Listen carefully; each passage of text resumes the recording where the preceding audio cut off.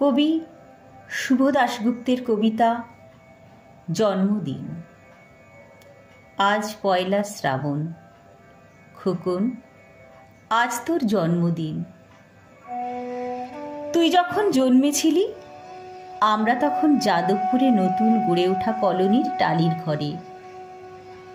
তোর school master বাবা সেই হ্যারিকেনের আলো জ্বলা ঘরেই আনন্দে আর খুশিতে ঝলমলে হয়ে উঠেছিলেন তুই আসার পর। তোর নাম রেখেছিলেন সুকল্যাণ। মানুষটার মনটা ছিল শিশুর মতো, অভাবে অনটনে বেঁচে থাকার নানান দুর্বিপাকেও ভেঙে পড়তেন না কখনো। সকলের ভালো চাইতেন মন থেকে। বলতেন, দেখো একদিন এই দেশের মানুষ ঠিক খুঁজে পাবে মুক্তির পথ। শোষণ থেকে মুক্তি, দারিদ্র্য থেকে মুক্তি, অশিক্ষা থেকে মুক্তি। আজ পয়লা শ্রাবণ। খোকন, আজ তোর জন্মদিন। ছোটবেলায় তোর মনে আছে আমাদের ভাঙা মেঝেতে বাক্স থেকে বার করা মেজমাসির হাতে তৈরি আসনটা পেতে দিতাম। সামনে রাখতাম ঠাকুরের আসনের প্রদীপখানা। তুই বসতিস বাবু হয়ে চুপটি করে। তোকে আমরা একে একে ধান দুব্য মাথায় দিয়ে আশীর্বাদ করতাম।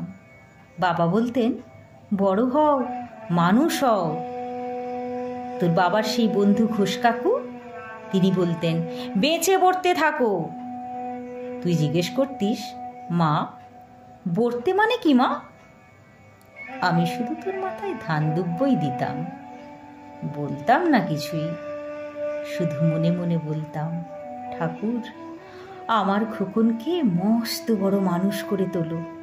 আমার খোকন যেন সত্যি মানুষ হয়, ওর যেন কখনো কোনো বিপদ না হয় ঠাকুর। অভাবের সংসারে ওই একটা দিন পয়লা শ্রাবণ, কষ্টের পয়সায় একটু বাড়তি দুধ নিতাম, পায়েস রান্না করে দিতাম তোকে।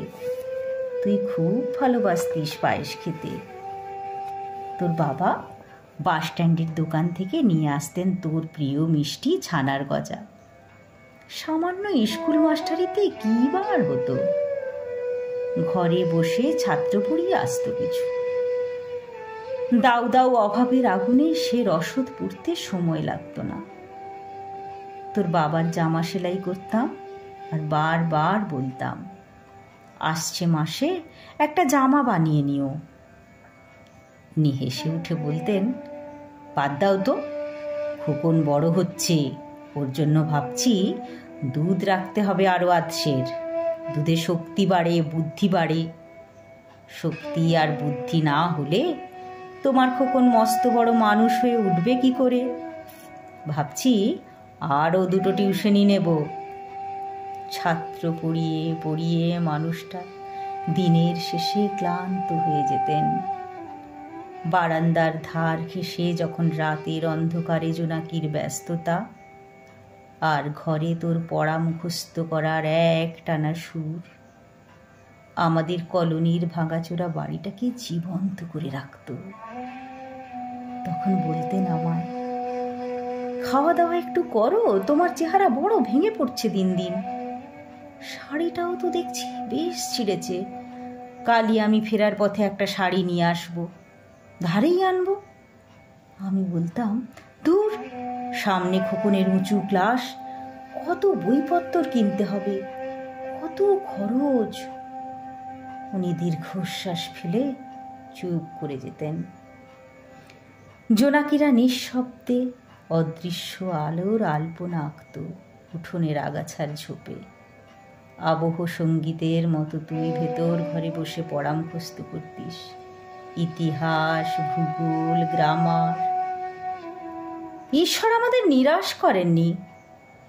তুই কত বড় হলি, সব পরীক্ষায় কত ভালো ফল হলো তোর। বাবা বললেন, আরো পড়ো, উচ্চ শিক্ষায় উচ্চ সম্মানের একমাত্র পথ। তুই আরও পড়লি, তারপর তোর চাকরি হলো কত বড় অফিসে। মনে আছে খোকন, প্রথম মাসের মাইনে হাতে পেয়ে তুই কত কি কিনে এনেছিলি। তখন তো আমরা উঠে এসেছি শ্যামবাজারে, 2 কামরার বেশ সাজানো গোছানো বড় ফ্ল্যাট। তোর অফিস থেকেই তো দিয়েছিল। সেই বাড়ি, সেই ঘর, সেই ব্যালকনি, কত স্মৃতি, কত ছবি।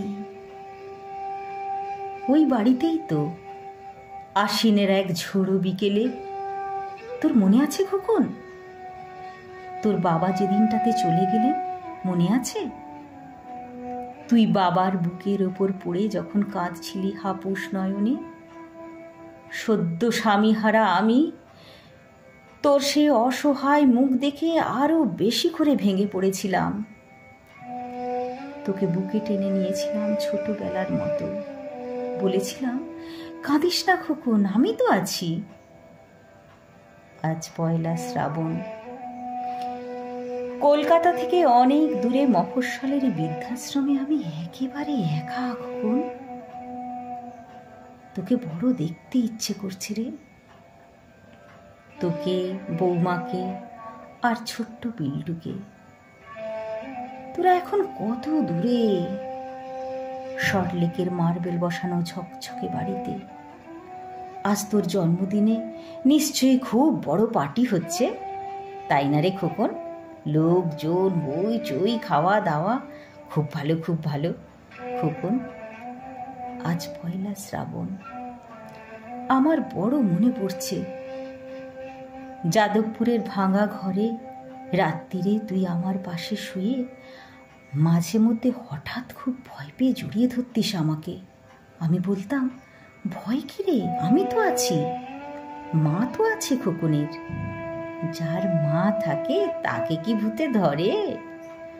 তুই নিশ্চিন্ত হয়ে ঘুমিয়ে পড়তিস আমার বুক জুড়ে। তোর আধুনিক সংসারে এই বুড়িটার একটু ঠাঁই হলো না রে। প্রতিমাও তো মা, ওরও তো আছে আমার খোকনেরই মতো কোল আলো করা এক চাঁদের টুকরো।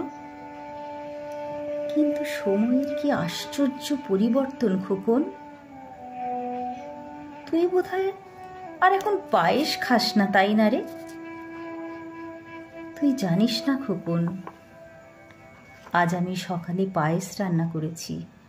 হ্যাঁ, তোরই পাঠানো টাকায়।